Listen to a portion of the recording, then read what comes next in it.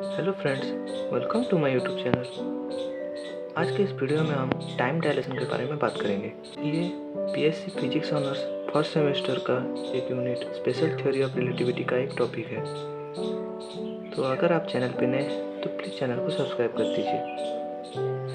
तो चलिए वीडियो शुरू करते हैं। Time dilation, time intervals are affected by relative motion. From the Lorentz transformation, it is found that a clock appears to go slow when in motion than when it is at rest with respect to observer। मतलब एक observer है, उसके हिसाब से जो clock rest पे है और जो क्लॉक मूव कर रहा है, इन दोनों में टाइम इंटरवल का फर्क रहेगा। जो क्लॉक मूव कर रहा है ऑब्जर्वर के हिसाब से, उस क्लॉक में टाइम डायलेट हो जाता है, मतलब उसका टाइम इंटरवल बढ़ जाता है in comparison to the clock in rest. Let us now consider two inertial frames S and S dash such that S is at rest and S dash moves with uniform velocity v with respect to S frame along positive x-axis. Let two events occur at any given point x dash in S dash frame at time t1 dash and t2 dash, noted by the clock at rest in S dash frame। मतलब कोई सा भी एक event है, वो S dash frame में x dash point पे occur कर रहा है t1 dash and t2 dash के टाइम में। The time interval between the events in S dash frame is given by delta t naught equal to t2 dash minus t1 dash. इसको हम delta t not लेंगे क्योंकि S dash frame के हिसाब से वो क्लॉक रेस्ट पे है, क्योंकि वो फ्रेम मूव कर रहा है ना, क्लॉक थोड़ी ना मूव कर रहा है, वो फ्रेम के हिसाब से क्लॉक भी रेस्ट पे है। Which is proper time interval? The time interval measured by a clock at rest with respect to the observer। मतलब एस डैश फ्रेम में जो ऑब्जर्वर बैठा है उसके हिसाब से जो क्लॉक है वो रेस्ट पे है। Then let delta t equal to t2 minus t1, इसको हम इक्वेशन 2 ले लेंगे, be the time interval between two events as measured by an observer in frame S।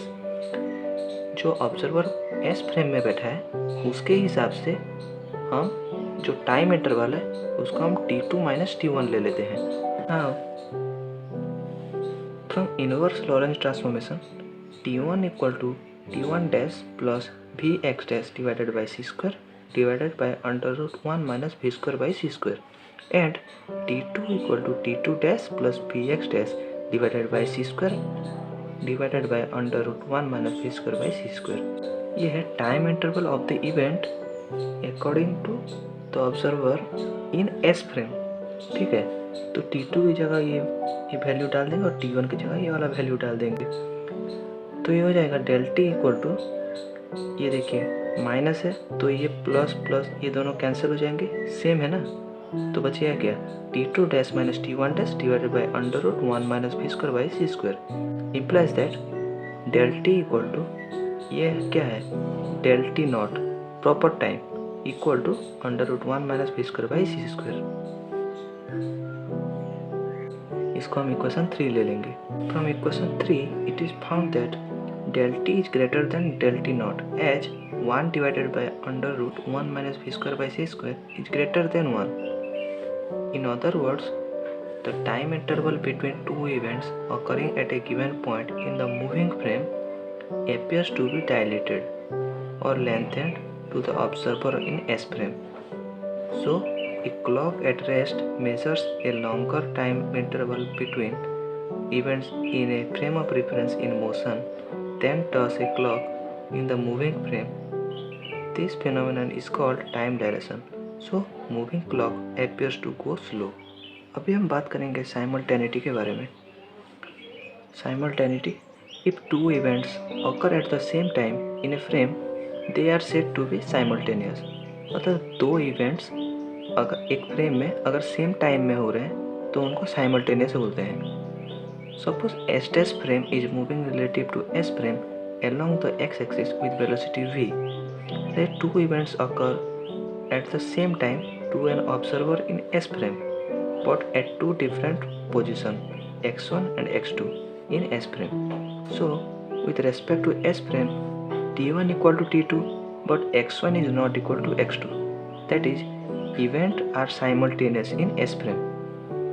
Now, the same two events will occur at time t1 dash and t2 dash to an observer in S dash frame. ठीक है?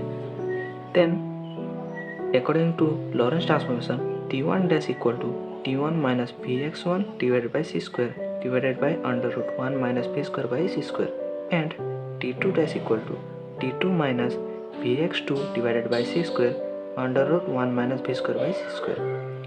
Then time interval between two events as observed by observer in S dash frame is t2 dash minus t1 dash equal to t2 dash की जगह ये value डाल देंगे इसका और इसके जगह ये वैल्यू डाल देंगे, तो ये हमें क्या मिलेगा, t2 dash minus t1 dash equal to t2 minus t1 divided by under root 1 minus v square by c square minus v bracket में x2 minus x1 divided by c square divided by under root 1 minus b square by c square. तो हमें मिला t2 dash minus t1 dash equal to भी x1 minus x2।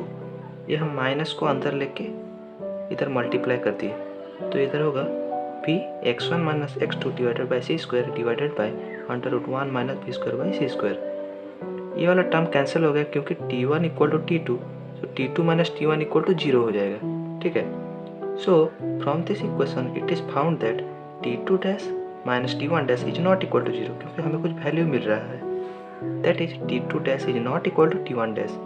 As a result, the two events are not simultaneous in S dash frame, though the two events are simultaneous in S frame. In other words, simultaneity is not absolute and depend upon the relative motion between two frame of references. इसी के साथ आज का topic हमारा यहीं ख़त्म होता है। अगर आप चैनल पर नए हैं तो प्लीज़ चैनल को सब्सक्राइब कर दीजिए। अगर टॉपिक में कुछ डाउट है तो आप कमेंट सेक्शन में मुझे पूछ सकते हैं। Thank you.